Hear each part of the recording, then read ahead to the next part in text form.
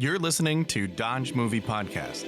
Your hosts are Christy and Mike Dodge, the founders of Dodge Media Productions.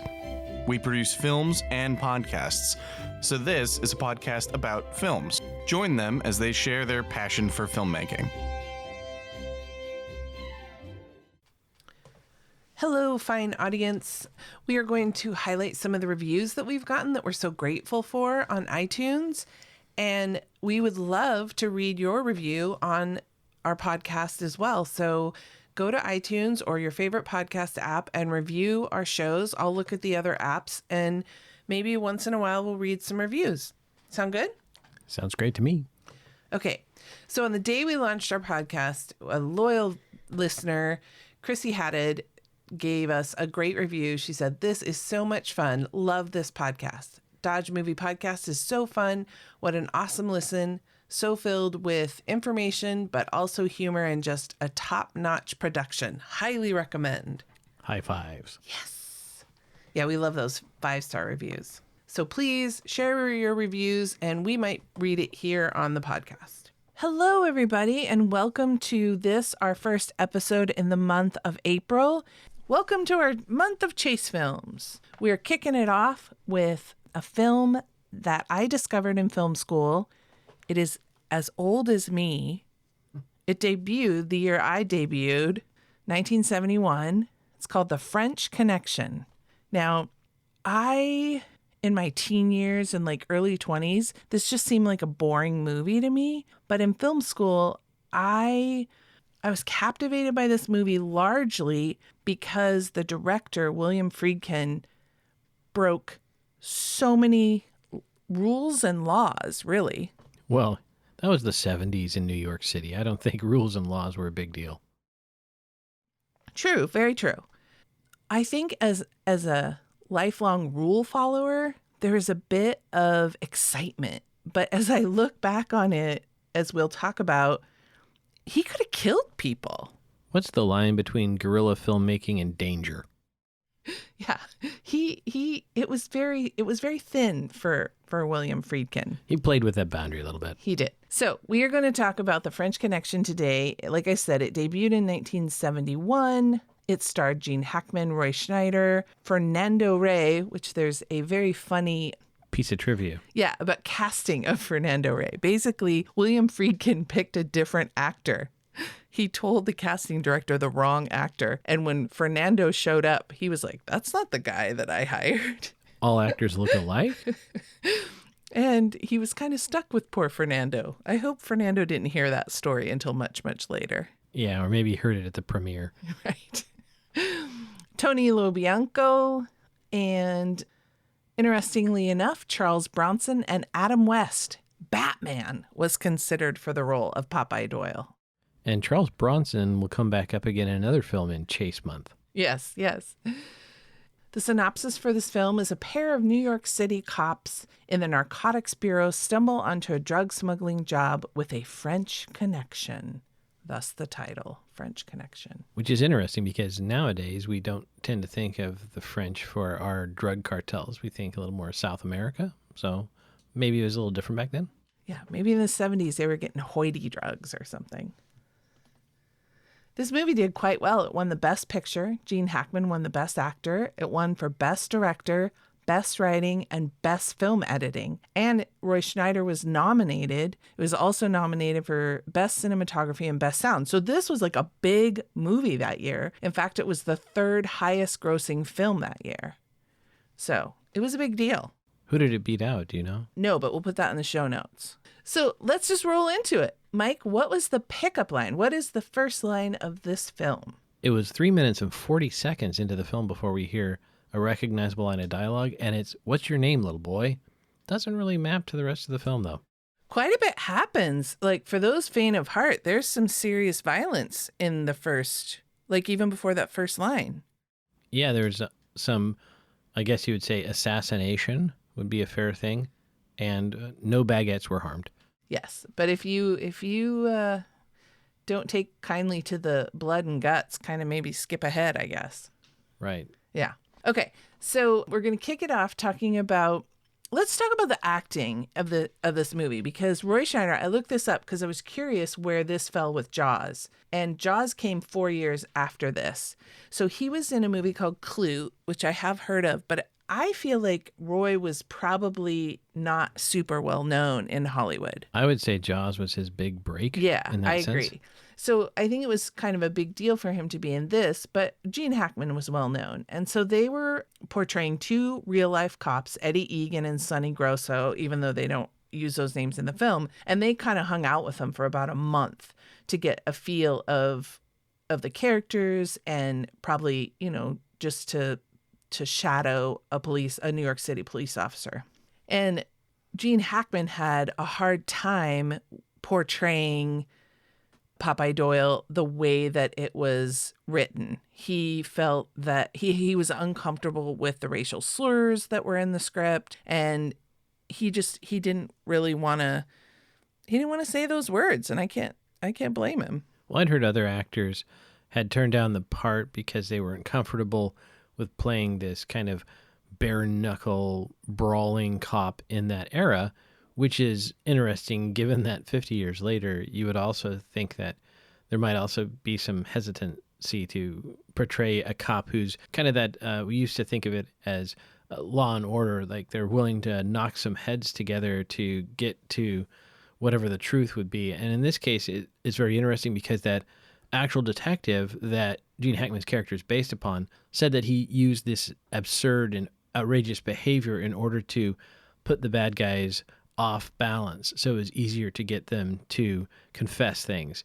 And maybe that works, but again, in kind of our current viewpoint, it's a little bit nerve-wracking to see some of this stuff where, for example, they go in and they harass an entire bar of people simply as the cover to talk to an informant. And it just makes you feel a little bit nervous or a little bit weird watching that. Yeah. Police brutality is, it's a squeamish watch to look back and realize that this is how cops, treated people. Right, especially because in that particular scene, right, the vast majority, if not all of the people in the bar were black people. Right. And here you have these two white cops who come in and they just start throwing people up against the wall and threatening them with violence and grabbing stuff out of their pockets. It's just really maybe accurate, but a little bit off-putting given our current sensibility. It's tough to watch, too, because they're portrayed as the hero. Right. Popeye Doyle is in the doing, narrative. Yes.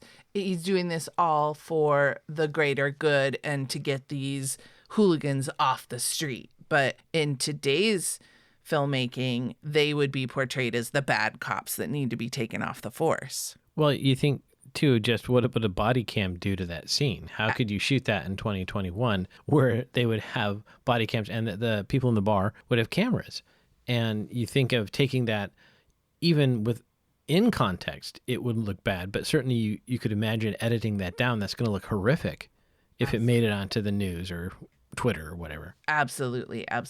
And then the other scene that captured my fascination, a famous chase scene. Whenever chase scenes come up, this one is commented on and brought up as an example. And they did block out about 5 blocks. They're chasing the bad guys in the elevated train, the subway train, and Gene Hackman steals a car from a civilian and chases this L train down below. So they had blocked off 5 blocks, but he went past the 5 blocks. Hey, when you're racing, it sometimes gets hard to know when the course is over. I guess I was going to say, how did they know to have cameras down there? But they had a camera on the bumper, and then the director was in the back seat because he wouldn't allow a cameraman because they all had families. Which really makes you feel safe as the actor when the director says, okay, Bob, you've got a wife and kids. You can't be in this car. Okay, Gene, let's go ahead and go. Action. Right. And so they go tearing through the streets of New York. When they go past and they used off-duty cops who knew Eddie and Sonny. And so when they went past this blocked off 5 blocks, there are collisions or near collisions that were of civilians. Yeah, I think the one real big crash was an actual civilian person who had no idea they were filming. Yes, and I believe I read in the trivia that they bought that either repaired the car or bought that person a new car. So from the category of buy the premise, buy the bit, in movies in the 70s and 80s, there was a lot of police officers dragging somebody out of their car and saying, I'm a cop, I need your car. I'm going to be right honest now. I'm not giving any cop my car. I would, on the other hand, chase the criminal for them. If they wanted to get in the passenger seat, we could go ahead and have a high-speed chase. I'm fine with that, but I'm driving. Fun times. No, that's how I learned what the word commandeer meant. Because you're watching, Chips or... Right. Somebody pulls out a badge and commandeers your car. Right. That's how you learn that word. They're racing, and it does make for some great shots, some great cinematography. Well, I have to say, I saw this film originally many, many years ago on television, and I pretty much forgot all of the film except for that chase scene. It's a classic chase scene. It really is exciting. And the editing that goes back and forth between what's happening inside the train, what's happening with Gene Hackman narrowly killing half of New York City. Now, folks, if you have watched this movie or are going to watch this movie, there is a narrow miss with a woman in a baby carriage, and that was staged. So they practiced it. Yes. Everybody was safe. So that's the one thing Friedkin didn't want to do, I guess, was kill a baby. Thank God he had limits. All directors should have limits. So I have to say, it's scary. And I think if we heard of this today, it would be horribly irresponsible. And that director would be, drawn and quartered. Well, absolutely. After we have crew that die when people are playing fast and loose with the rules, I don't think this is, something that we could in good conscience allow anymore. And it happened to turn out okay. But ultimately, what I think he was bumping up against was a lack of budget. And so as independent filmmakers, we're familiar with the idea of lack of budget. And so how do you tell a story that is very action-oriented without having budget? It's a very difficult challenge. It is. It is. And I think I take safety very seriously. Maybe some might even say too much on our sets. And so this is not something that I would enjoy being a part of. But, it was the wild 70s and our parents weren't really paying attention to us. And apparently neither were the cops when guerrilla filmmaking was taking place. One of the other things that Friedkin would do is there's something called dolly tracks. It would almost look like a little choo-choo track. And then you have a cart that the camera would sit on. And that's how they get the shots where the camera would maybe move with a character or possibly even with an automobile.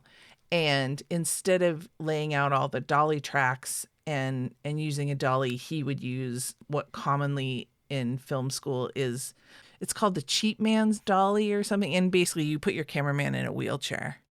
Well, yeah, but hopefully not due to injury, just in this case, right, to get the film. Well, if they've been on a Friedkin film. Yeah, it was dicey at that time. Right. But so you can see there's one spot where the poor man's dolly, the camera guy in a wheelchair, is going up toward the subway train, and then the camera visibly shakes as he stands up to then walk forward to continue getting the shot, which in that scene, if I hadn't been told that I was looking for it, I wouldn't have noticed because it's kind of a frenetic scene, so it works fairly well. Yeah. So anyway, all that to say, William Friedkin, a little bit of a hero, a little bit of a madman. I think in today's era, he'd be chased out of Hollywood, but enjoy this film for the rule breaking it has. But we will not speak of this again, I guess. So Mike, I was fascinated with the wheelchair. Was there any other techniques that you found intriguing in this film? Yeah, there was some interesting cinematography to my eye. One of them is there's a chase scene. It's a slow speed chase, kind of like OJ, where two characters are walking. And so the cinematographer put the camera very low and he just framed their legs. And so you can see them walking. And so I thought the quick pace of their footsteps, as well as focusing on the legs, really showed us kind of that this was a contest taking place entirely on the battlefield of walking, which is interesting, especially for a film that is really known for the car chase. There's also some other interesting cinematographic techniques. So there's a point where two of the characters are staking out a bad guy, and they're shot from outside the building. And so the window panes, the frames around it, the small rectangles frame the characters' faces. And there's also a really nice reveal where a car is being lifted up with a crane and it pulls up from the bottom and it reveals Gene Hackman's face as he's staring into the camera almost. Probably my favorite shot, though, is there's the four-door Pontiac Le Mans that participates in the chase scene, and it's driving underneath the elevated train at exactly the same velocity. So they move across the screen together. It's a really great shot. Yeah. So a couple things about the shots you talked about. One thing in the trivia, that shot where they're at the pier and the car is being lifted up and it reveals Gene Hackman. In the background, you can see him building the Twin Towers. Wow. Pretty cool, huh? Mm-hmm. And then one thing I loved, like, because, you know, a lot of the stakeouts happened at night or they're patrolling at night, is the grittiness of the city and the lights reflecting off of their windows as they're driving, you know, kind of down, I think it's like 6th or 7th, where Times Square is, and you see all of the lights kind of reflecting off of the cars. It just kind of adds that cool grittiness of a 70s film set in New York. Well, one thing that no one has ever explained to me is why the streets of New York are always steaming. So I know that the shoot was at minus 15 degrees Fahrenheit or something crazy, but why is there always like some source of steam coming up out of a grate or the sidewalk or a manhole cover in New York City? Are those underground areas that well heated? It doesn't make any sense to me. I don't know. When I was there, you see it in every movie set in New York. There's a column of, I guess, almost like, it's like a tube that they put over the manhole cover, and it creates like a chimney, and it'll be in the middle of the street and it'll be coned off like there's work going on there. And I've never seen it in any other city I've been in, and I don't know what it is. Well, fog machines are awesome, so I'd love to think that the film commission said, if there's somebody filming, we have to get the manhole cover to steam. Looks better on screen. I need more fog. This movie has some great editing. I can see why it won for Best Editor. It's kind of part writing and part editing. There's a couple great shots. We learned as we were doing research for this podcast that undercover police officers will put their hat in the back window to signify to on-duty cops that they're undercover, and to kind of like, you know, if they run a red light or whatever, to just let them keep going. Right. It's like down in Southern California, they would have license plate frames with the radio call sign for the dispatcher radio, like KMA 987, and put that on their civilian car to indicate that they were a police officer in an unmarked or civilian vehicle. So kind of the same thing with that straw hat. But what's interesting is there's shots to the straw hat. Like Roy throws the hat in the back in the beginning, and then the camera kind of holds on it as they drive away. And then a little bit, like, I think I want to say it's like midway through the film, there's another shot where they hold on the hat. And so you feel like, okay, I know that hat means something, but in the film, they never tell us. Right. I only learned that in the IMDb trivia section. Yeah. So I found that interesting that in the editing, they show but don't tell. Yeah, they showed, but not a lot of telling. They never told. No exposition there. Well, a couple things for the sound editing I wanted to mention here. There's a scene, I think Popeye's just walking home, and there's a sniper on his building that goes after him. But right before that happens, I think it's after the car chase, we see the elevated train, and then the camera pans down, and so you hear the clack, clack, clack, clack of the elevated train, and when it pans down, it lands on a little boy on his tricycle, and the train clack perfectly is timed with the little boy's feet pumping up and down on the trike. Yeah, and there was something about that shot with the little boy on the tricycle pedaling away from the camera that reminded me of some of James Cameron's work, like at the beginning of Terminator, with the kids at the playground before the mushroom cloud. Right. And I was just going to say, so you see, like, you've just been through this chase, this really intense chase. Popeye's walking home. He's tired. He's had a day. here's this, sweet picture of this little boy just riding away on his trike. And then you hear, like, and is that not a good? That's I guess a suitable firearm sound. Would you like to? Well, let me see what I can do. That was good. Yeah, you hear that, and you're terrified because you're like, oh my gosh, the innocence of this little boy, and now he's downrange of this firearm. And we were told that the 70s New York City was a wild and woolly place, right? But I have to say, those New Yorkers did not react well when gunfire started. They just kind of milled around. I felt like the kid got away faster than some of those women. He's the survivor in that crew. Yeah. And Gene dives for the tree. I thought the editing with and the especially specifically the sound editing with the trike and the train and all of that. I was, that caught this good ear sound person's ear. And then the other thing that I appreciate in films and I often look for is sound editors will give us cues, and this one was a cello. There was a similar cello kind of like refrain that would occur when Popeye was tailing.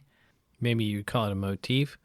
I have to say, it sounded a little dissonant to my ear. I'm not a big fan of kind of modern fusion jazz, and so maybe at that time in 71 that was considered contemporary music. Yeah, I don't know if the cello itself was, but definitely like when they go in the nightclub, that like jazzy music was very reminiscent of the 70s, time. Sure, yeah. The three gals singing like the Supremes or what have you. Yeah. And I thought it added to the realism of the film. I enjoyed that. It was a nice little musical interlude. Yeah. Yeah. Well, and so I think from a filmmaking perspective, there was music playing while they were looking at Tony LoBianco and some of the other characters. And so that was kind of, again, clever. We talked about MOS. There was no dialogue that the viewer would hear, but there was activity going on, and this kind of laid a music bed underneath it. Right. I'm sure we'll go into this later at another film, but MOS means without sound. And so when you're on set, your sound engineer, they're always wanting to know kind of if you need to get the dialogue or not. And they'll look at the director, and if they can kind of get some cues that, oh, maybe I don't need to record sound, they'll say, is this MOS? And if the director doesn't need the sound because the dialogue isn't going to be used. And the story I'd read about why it's called MOS is that was an abbreviation for the way one particular director pronounced it, without sound.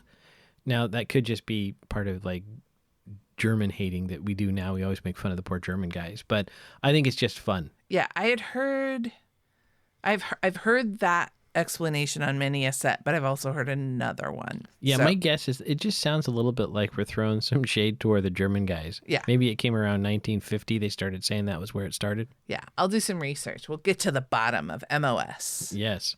Mike, is there anything else you found interesting about this film?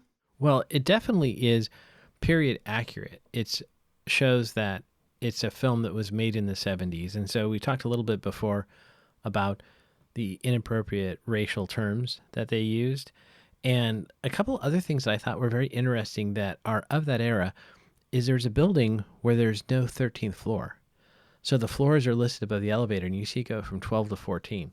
And that was a thing that was certainly popular during a certain time period. I think we've kind of gotten past that superstition now, but something that I thought was amazing that could not happen today is there is some sort of fire hydrant-y kind of thing at the corner of a building, and it looks like a Y. And you've probably all seen it before. They're about 2 or 3 inches in diameter, red pipes, and it comes out of the wall, and it splits kind of a 45-degree angle, and it's got a cap on each of the two. And there's a sign above it that says Siamese hose connection. And I thought, oh my gosh, back then Siamese twins was a thing. Yeah. So that would have not been at all, it wouldn't have caught anybody's attention at that time. But I immediately saw that and thought, first I was thinking, Siamese? What are they talking about? And then, oh my gosh, they mean Siamese twins. Isn't that amazing? Yeah, that wouldn't be the case today. Couldn't do that today. No. Okay. This film had a ton of driving in it. So this is going to be a lengthy driving review, I imagine. Well, maybe. So I spoke about it being of a piece. Well, these vehicles are definitely 70s American vehicles. I mean, kind of the star of the film is this Lincoln, which is at least 25 feet long, if not more. I mean, that thing was ginormous. And you could see when they drove it, its suspension was so spongy. I thought it was kind of hilarious that it came from France. I don't think people in Europe would know what to do with a car that was that big and that soft a suspension, right? It was ridiculous. You also can see that apparently we've come a long way in brake pad compounds because the brakes on these things were incredibly grabby. There's a lot of horsepower, obviously. These are big American cars with V8s. And one thing that I didn't remember from the era, but there's a Ford Galaxy in there that Sal drives with his girlfriend, and what a rake on that. The tail end is noticeably higher than the front end. I didn't think that was necessarily the fashion back then. But we already talked a little bit about Gene Hackman did his own driving scenes, some of it. A lot of the other driving apparently was done by an actor who played the character that Gene Hackman kind of hates in the movie. And so this guy was more known as a stunt driver than necessarily an actor, and he got this part. And it's very contentious on screen. So I don't know if they were friendly or off screen, but there is certainly one four-door Pontiac Le Mans that was, in fact, harmed in the making of that film. It was kind of ridiculous. And my guess is they didn't have a backup car. There was no hero car for that. I don't think Friedkin had the money for that. And I wonder what happened to the car when they were done, because it did not look like it made it very well. Yeah. So I would say, for the most part, the driving was okay. No seatbelts were used. I'm a little uncomfortable with that, especially when you're running down small children. Yeah, but did they have seatbelts? I don't think they... When did we need... Okay, in the show notes, we will have when seatbelts were part of, like were required in every car, let's say. Oh, well, remember, there was at least a decade where they were required, and it was on the roof right above the driver's side door. It was just folded up there, and no one ever took it down. I guess they would have had to have been, because I know I had a car seat in like 73, and they would have had to have had seat belts in order to strap in the car seat. I think they had lap belts before then, but it was considered a sign of weakness and cowardice that you used one, I guess. No cop would be caught dead in the 70s using his seatbelt. Well, it's funny because I did a ride along in the 90s with a cop, and the first thing he said when I got in the car is, "I don't wear my seatbelt, but you need to." He didn't, because awesome.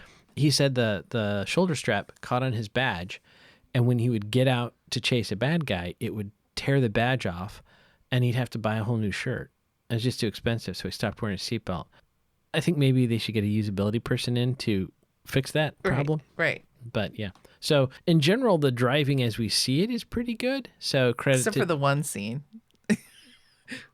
the rogue actor who blew past and hit actual pedestrians. Okay, again. Not pedestrians, but civilians in their cars. Right. Now, to that actor's defense, perhaps, did they have flaggers at the end of the course that told him it was time to throttle off and not kill people? I think they should have, but I don't think they had the money for that. I think they should have, but they didn't. I would love to hear Gene's telling of that scenario. Yeah, his of what happened. Recollection. Yeah. And so also, I give him credit, though, for acting while driving, because it can be very difficult to do that. When you're driving at speed, your brain wants to focus on not killing yourself. And he was doing a lot of the driving when they had the camera in the car. So he would have had to act and drive at the same time, which is pretty difficult. Most actors in those situations, they're in a situation where someone else is doing the driving, so they can focus on acting as if they're driving, which is different than driving. Right. It's a great scene. So if you don't want to invest in the hour and 44-minute film, look up the French Connection chase scene on YouTube. You will not be sorry. And it's extra thrilling knowing that some of those crashes were not planned. No one was harmed. Everybody's fine. To our knowledge. All right. So there's the driving review. On to the numbers. So the budget for this film, like you said, was low. Even in the 70s, it was $1.8 million. It actually, like I said, it was the third highest grossing film in 1971. It made $51.7 million. Bank. That's a lot. It scored a 7.7 on IMDb. That's probably pretty fair. I'd give it about an 8. So I'd probably give it a 7, so I think that's fair. yeah. It is rated R. It is a action crime drama movie. Like I said, there is quite a bit of violence. There's one smoochie. Did you see it? Smoochy, smoochy, smoochy. Yeah, it's at 9 minutes in. Yes. Popeye Doyle kisses a waitress on the lips, which I thought was rather forward, but I think he frequents that bar quite a bit. It's the 70s, too. Gents were able to pretty much manhandle women whenever they wanted. Yeah. For head trauma, early in the film, a man gets shot in the face. That's pretty traumatic. Yeah. There's a pretty horrific car crash near the end that had like 4 or 5 There were victims. corpses, and it was never explained why that was in the film. I mean, it to me made no sense narratively. He could have saved money just on the fake blood if Friedkin hadn't. Right. Maybe he'd already purchased a couple gallons, and he's like, look, we're using this. Right. And as well as, I believe, well, there's the poor black man that gets beaten in the beginning, so there's some head trauma there. Oh, yeah. And so this one is not light on the violence. So tread lightly if you are squeamish in the violence department. Or scrub ahead to the car chase. Right. The tagline for this film is, "When Popeye cuts loose, anything goes." That's accurate. That's accurate. Actually, I found like 6 taglines for this movie. Another one was, I know, I thought that was Keep funny. trying till you find one you Right. like. A couple of the movies, I think a couple of the other movies we're doing this month have more than one tagline. Doyle is bad news, but a good cop. Ooh. That's bending the rules or bending the truth a little bit.